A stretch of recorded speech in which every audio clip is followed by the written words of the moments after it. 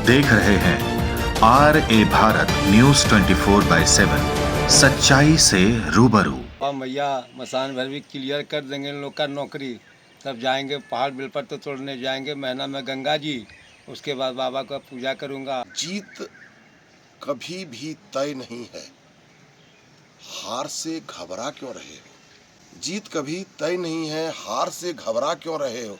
अगर ये second attempt में घबराता तो ये मंदिर जाता, पिताजी को मदद करता। अब इस उम्र में क्या करें नहीं करें।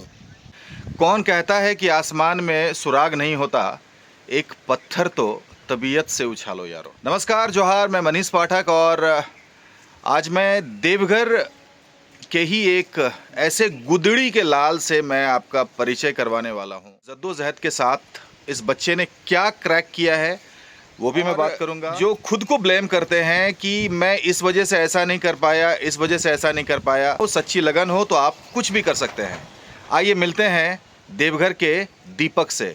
जैसा नाम वैसा ही काम। दीपक जी, सबसे पहले तो आपका बहुत बहुत स्वागत है हमारे चैनल में। और क्या किया आपने, एक गजब का ऊर्जा जो है आपने वैसे लोगों के लिए डाल दिया जो कि सब कुछ होते हुए भी कुछ करने की जो ललक होती है उन लोगों के अंदर नहीं है। आप ज़रा बताएं अपने बारे में कि कैसे आपने 10th कहाँ से किया, आपने कॉलेज कहाँ से किया और अभी फ़िलहाल आपने क्या क्रैक किया है, थोड़ा डिटेल्स में बताएं। मेरा नाम दीपक सिंगारी हुआ और थैंक यू सर मुझे अपने चैनल पे बुलाने के लिए। मैं 10th यहाँ गोवर्धन साहित्य से किया, उसके बाद 12वीं कक्षा मैंने देवघर कॉलेज से किया, उसके बाद फिर वेस्ट बंगाल जेई के थ्रू मुझे Techno India Salt Lake main campus में एडमिशन मिला। फिर वहाँ से मैं 2013 में ग्रेजुएशन किया। 17 में पास आउट हुआ तो सिविल इंजीनियरिंग था, तो प्लेसमेंट कुछ खास हुआ नहीं, तो मैं सोचा कि गवर्नमेंट जॉब की तरफ यहाँ पे देखता हूँ। उसके बाद 2020 के एंड से मैंने तैयारी शुरुआत की और 21 में 22 में आंशिक सफलता मिली, मतलब मेंस में मेरा पूरा नहीं हो पाया। फिर चौथे अटैम्प्ट में फाइनली 2024 में मुझे central bureau of indirect taxes and customs में मेरा एग्जीक्यूटिव अफसर के तौर पे चयन हुआ है और कल को ही रिजल्ट आया। ये बहुत बड़ी उपलब्धि है और सबसे पहले तो आपको बहुत बहुत बधाई।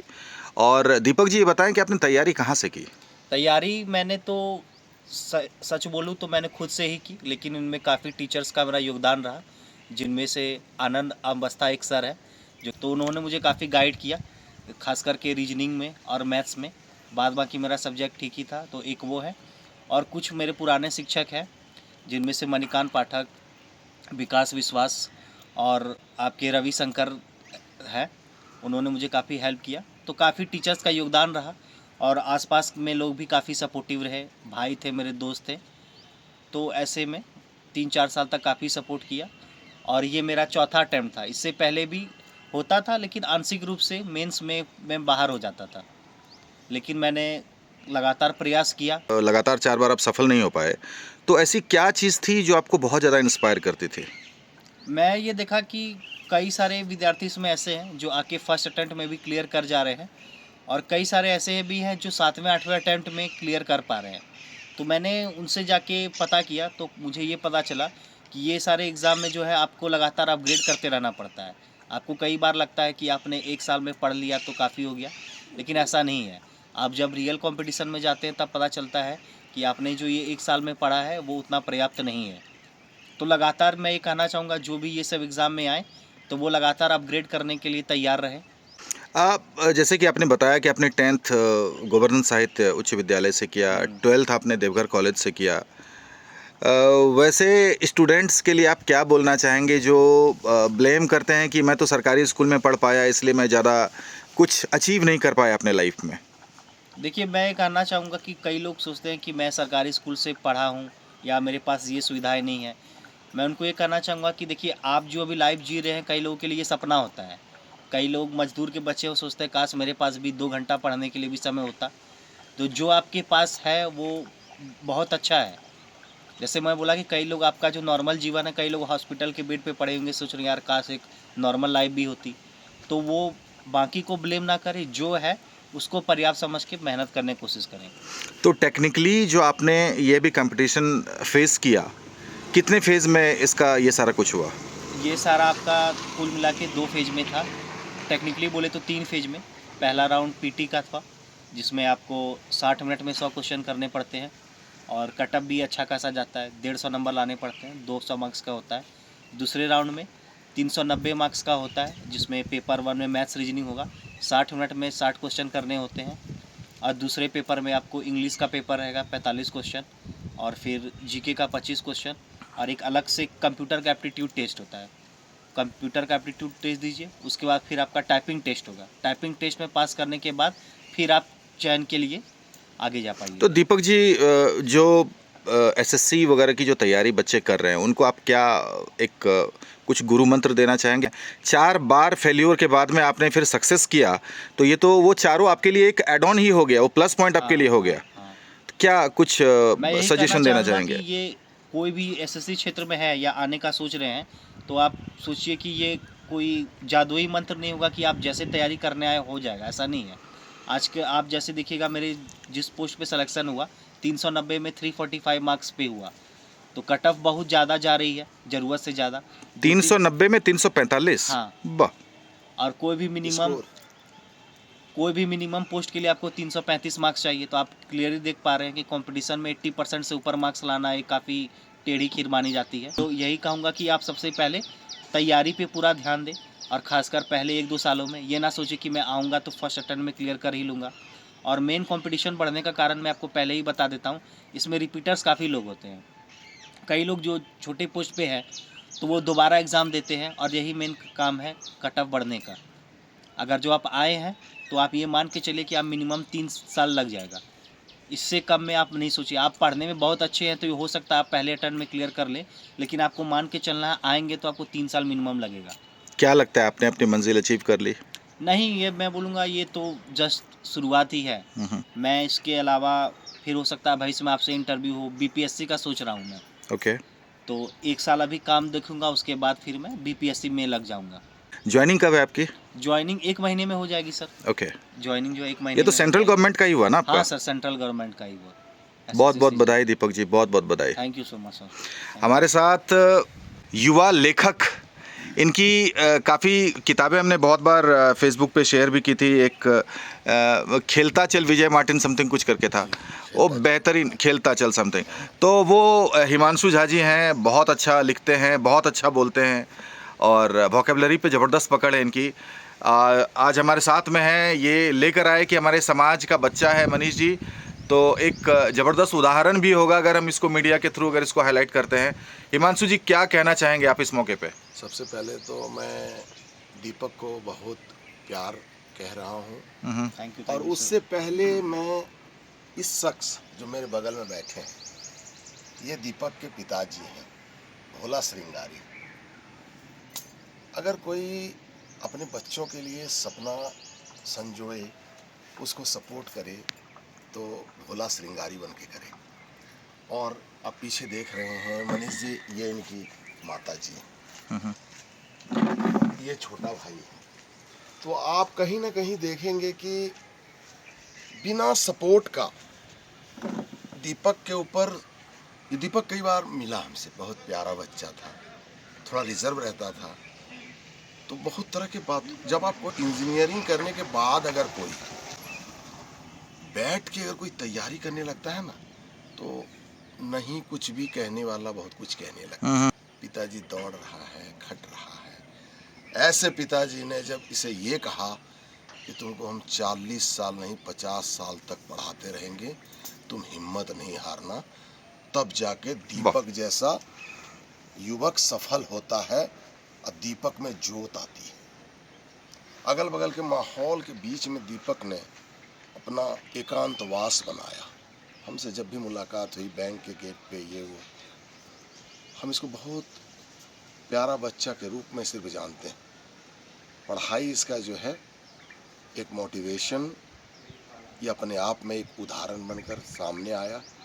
और सेंट्रल गवर्नमेंट का एम्प्लॉयमेंट होना ये बात नहीं है, समर्पण इस बात को लेके है कि करना है। और 390 में 345 का कटअप, वो हम किसी और के लिए बोले, ऐसा बोले आवश्यकता भी नहीं है, लेकिन मैं इसे बहुत बहुत प्यार कहता हूँ। और भोला श्रृंगारी जैसे पेरेंट्स को मैं साधुवाद देता हूँ। कहते हैं ना, जीत कभी भी तय नहीं है, हार से घबरा क्यों रहे हो। क्या बात है। जीत कभी तय नहीं है, हार से घबरा क्यों रहे हो।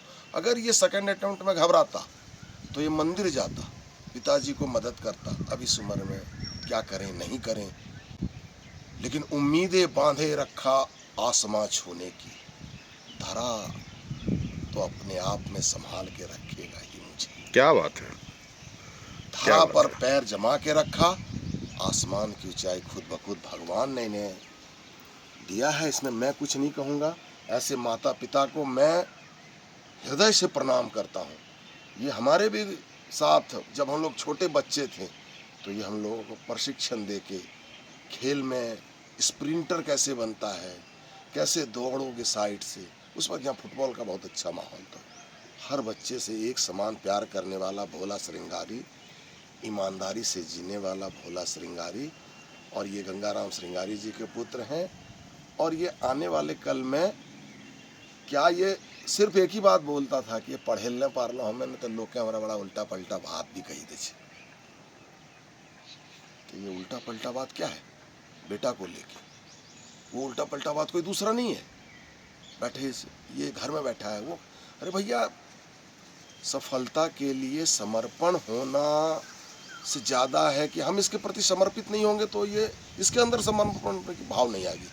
समर्पण का भाव लाने के लिए समर्पित होना जरूरी है। अभिभावकों का क्या खा रहे हैं कोई नहीं देख रहा है, क्या पहन रहे हैं वो भी कोई नहीं देख रहा है। कोई चोरी कर रहा है, इधर कर रहा है, वैसा कर रहा है, वैसा कोई बात नहीं है। ये जीवन का जो है सर्वश्रेष्ठ पल तब नसीब होता है। हर वर्ग हर जाति के अभिभावकों का एक ही सपना है, क्या गरीब के बच्चे पढ़ते नहीं हैं। रिक्शा चलाने वाला, ठेला चलाने वाला, कूड़ा करकट चूनने वाला बच्चे का सब सफल होता है। तो गार्जियन को कभी भी अपने बच्चे को डेमोरलाइज नहीं करना चाहिए, भोला श्रृंगारी बन के प्रोत्साहित करना चाहिए। और बाकी ये खुद बताएंगे। ऐसे पिता जो अभी हिमांशु जी बता रहे थे, भोला श्रृंगारी जी से आदमी को एक सबक लेना चाहिए। वैसे माताओं पिताओं को सबक लेना चाहिए कि आप मंदिर में जाते हैं और वहाँ पूजा पाठ में आज के डेट में कंपटीशन, हर क्षेत्र में कंपटीशन है। सही। और ऐसा कुछ नहीं कि आप जाते होंगे, किसी दिन जाते होंगे तो हो सकता है कि खाली हाथ भी लौटना पड़ता होगा, किसी दिन जाते होंगे तो 1000-2000 रुपया भी मिल जाता होगा। तो वो मतलब कम्प्लीटली लक पे डिपेंड करता है। आपके बेटे ने एक ज़बरदस्त उछाल ली है अपने करियर में, कैसा लग रहा है आपको? हमको तो खूब अच्छा लग रहा है। हम तो भगवान से प्रार्थना करते थे, जब भी हम मंदिर जाते थे अपना ड्यूटी करने तो पहले भोले बाबा से मनाते थे कि हमारा बच्चा बन जाए बाबा, आपकी दुआ हो, आपकी नज़र हो, उतर जाएगा बाबा। वो तो उतार दिए।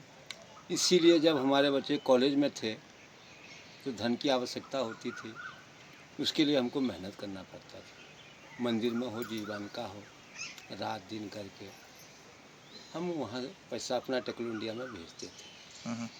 हमारे 2 बच्चे हैं, एक तो वो सफलता पा गए, दूसरा हमारे किशन जी हैं, यही पोस्ट पर कुछ नंबर से वो पीछे आ गए। अच्छा। अधिक पीछे नहीं, कुछ नंबर से। नहीं तो दोनों भाई अभी रहते वहीं। वेरी मास्टर किए सर मैथमेटिक्स से। क्या शुभ नाम हुआ आपका? मेरा नाम हुआ किशन श्रृंगारी। अच्छा। हाँ। क्या पिताजी क्या बता रहे हैं, जरा क्लियरली बताएं। पिताजी वही बोल रहे थे मेरे बारे में कि एसएससी का एग्ज़ाम मैंने भी दिया था, लेकिन कुछ अंकों से मिस हो गया इस अटेम्प्ट में, लेकिन और फर्दर अटेम्प्ट है मेरे पास और अप्रैल में भी है रेलवे का एग्ज़ाम। Very good. मैंने एसएससी का इससे पिछला 12 बार डॉक्यूमेंट वेरिफिकेशन में बैठ चुका हूँ। ये हर बार कुछ नंबर से हो गया, लेकिन भाई का इस बार हुआ तो और मोटिवेशन मिला कि एक बार और अटेम्प्ट लिया जाए बढ़िया से, तो इस बार सफलता तो मिलेगी। और क्या बताया आपने मैथमेटिक्स में क्या? मैंने एमएससी किया है देवघर कॉलेज से, मैथमेटिक्स ऑनर से। मैथमेटिक्स में आपने ऑनर्स किया हुआ है, तो एसएससी में मेन सब्जेक्ट आपका क्या है? मैथ ही है। मैथ ही है। हाँ। आप जिस तरीके से आप लोग मेहनत कर रहे हैं, आपको लग रहा है कहीं ना कहीं तो कुछ ना कुछ तो अचीव कर ही लीजिएगा। 12th में साइंस था, लेकिन मैथ में मेरा कम नंबर था, तो मैथ में कम था, इसीलिए मैंने सोचा बीएससी एमएससी अब मैथ ही से करूँगा। क्या बात है, मतलब कमजोरी को आपने उसका हथियार बना लिया। Very good. तो आपको तो ज़बरदस्त खुशी होनी चाहिए। राम लखन दो बेटा और मतलब दोनों एकदम क्या बोलते हैं, सफलता के ऑलमोस्ट राह पे चल चुका है। एक सफल हो चुका है, दूसरा भी सफल ही हो चुका है, बस थोड़ी बहुत अड़चने हैं उसको क्लियर कर लेगा। जब बाबा मैया मसान भर भी क्लियर कर देंगे इन लोग का नौकरी, तब जाएंगे पहाड़ बेलपत्र तोड़ने जाएंगे महीना में गंगा जी। उसके बाद बाबा का पूजा करूँगा, आराम से घर में पड़ा रहूँगा। उसके बाद हमें खटने की कोई आवश्यकता नहीं होगी। जितना हमको बाबा देते हैं हमारे परिवार दोनों प्राणी अपना खा लेंगे। ये लोग का रोजी रोटी हो गया, हम खुशी हैं। उसके बाद आगे बाबा मालिक वो तो रखे हैं धरती पर, तो दाना तो वही देंगे। सही बात। ये अपना दाना चुन लिया, खेल खत्म। इससे पहले हम लोग 2006 में वेद उद भी पढ़े हुए हैं, यजुर्वेद पढ़े हैं, ग्रह शांति पढ़े हैं, संहिता पढ़े हैं। कि मतलब 2006 में जब 8-9 साल के थे तभी सभी पढ़ चुके थे कि अगर जो जॉब नहीं होगा, तब तो जॉब का नहीं सोचे थे, बच्चा थे कि यही करेंगे।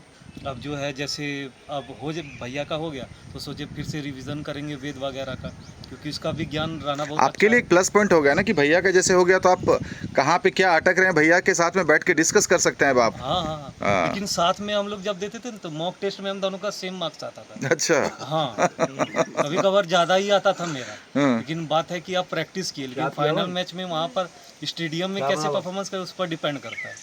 तो उस पर थोड़ा लक के कारण नहीं हुआ, लेकिन नेक्स्ट अटेम्प्ट में अब काला ठग बहुत छोटा है वो। काफ़ी छोटा है। मैं वही दिखाना चाह रहा हूँ अपने दर्शकों को कि आप देख सकते हैं गूदड़ी के लाल, जो मैंने स्टार्ट में आपको मैंने एक जो सेंटेंस यूज़ किया वो यही है। आप देख सकते हैं कितना छोटा है लेकिन बड़ा है, प्यारा है। ये चारों तरफ आप देख सकते हैं हरियाली, और इस शांत माहौल में जब ये पढ़ाई करेगा तो 100% जितनी भी पढ़ाई होगी सब दिमाग में ही जाएगा। चलिए, बहुत अच्छा लगा आप समूह से मिलके। और वैसे माता पिता जो अपने मतलब बच्चों को बस 2 बार 4 बार अटेम्प्ट करते हैं, उसके बाद में परेशान हो जाते हैं, उसके बाद में छोड़ देते हैं, जो ये करना जो तोरार का कर जाके। समाज को यही कहना चाहूँगा कि अपने बच्चे को भविष्य को वो बनावे, उस पर समर्पित रहे, पहली बात। दूसरी बात, उस पर गार्डिंग करे कि वो क्या कर रहा है नहीं कर रहा है, उसके विषय में सोचे। आप बच्चे को छोड़ दिए, रात में वो आया, कहाँ से आया, क्या किया, क्या खाया, किसके साथ घूमा, इसके ऊपर में ध्यान रखना होगा। दोस्ती कम, दोस्ती करे ऐसी बात नहीं है, लेकिन वो किससे दोस्ती करे। अगर वो स्टूडेंट है तो स्टूडेंट से दोस्ती करे, अगर बिजनेसमैन है तो बिजनेसमैन से दोस्ती करे। थर्ड पर्सन से भी अपना संपर्क ना रखे, तो बच्चा जो है आगे बढ़ पाएगा। चलिए, बहुत बहुत धन्यवाद। Thank you so much.